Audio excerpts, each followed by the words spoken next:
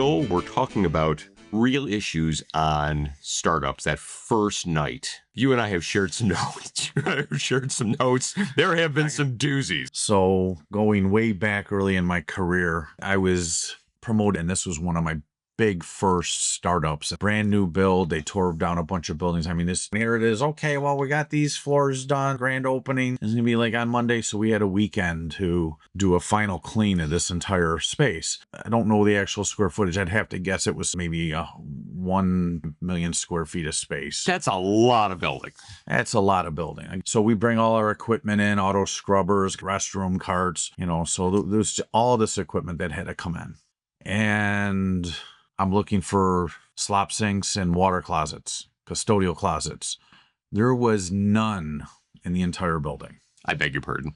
There was none in the entire building. You know why? No. They determined that they should have the maximum square footage for rental space rather than to figure out how to clean it. Oh, God. Joel, that's like putting in a restroom and saying, sinks are optional. Yeah, kind of. Now think about this. You have a 25-gallon auto scrubber. It holds 25 gallons of clean water. You know how we had to fill it? No clue. Back then, they had those Bunn coffee pots. Oh, that were hard watered into all the break areas, and we had to fill up little carafes, and we had to fill up the auto scrubber. Tommy, that wasn't a waste of time. How do you explain extra time to the customer when How do you explain the extra time to your boss that, hey, this is over budget? I called the vice president, my boss, who was the director of operations. I called everybody. I had a phone number and said, help.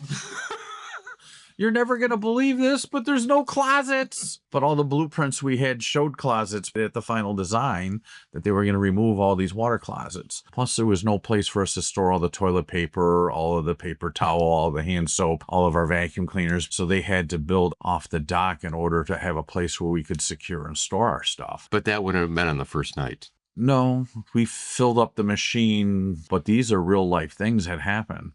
Nothing goes as planned. We had all our plans down, who was going to do what, how we were going to attack the building and everything. But then you get there and you don't have water. How do you clean a building without water? How do you clean a building without electric? Because of instances like that, right in most of my contracts, we have to have a place to store our equipment. Okay, so you have hit right where we need to go. Talking to the commercial cleaning company owner, commercial cleaning company manager, the manager on site, whoever is that ops person. They're taking over a new building, they're taking over a new structure. Right up until that point, the assumption was we have all of these resources that we expect to perform the service. And then they're not available for whatever reason. Correct.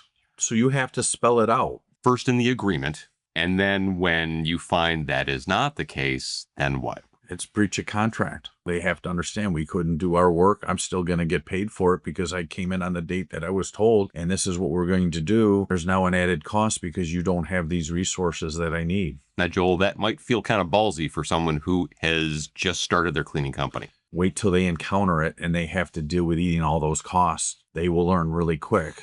And it's not me being pompous or cocky. Experience matters. Having gone through this type of thing, because that's how we learn. You deal with a problem, and most of the times when you have to rectify a problem, that's on you. Mm-hmm. But if you can go into a contract and tell them that there's these issues, I'm looking at a contract now. At all their facilities, there's no place to store anything. There's no slop sink. There's no access to water. And they're wondering why they're turning over their janitorial accounts. And I pointed it out to them. That no one brought this up to them before. I don't know if it's ever been brought up, but it's never been rectified.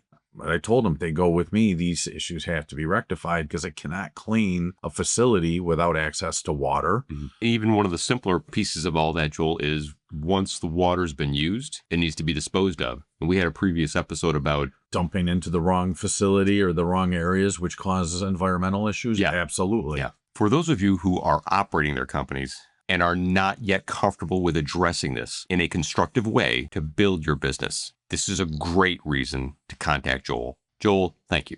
You're welcome.